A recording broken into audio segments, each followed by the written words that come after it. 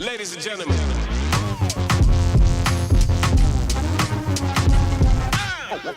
16 Tahoe, and push the button here for the lift gate, and you see it comes over and it goes back down. What the issue is, I believe here, we'll push the button here. I will assist it coming up continuously, smoothly. What the issue is, this strut is leaking.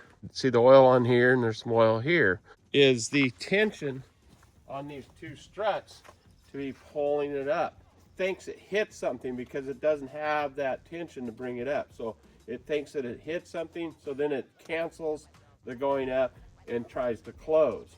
And out it comes. This should just come off of there easily. It did. That one off of there. A1 premium. And these will just snap in place. Pop that on. Push the gate up. Here. And we'll back up here.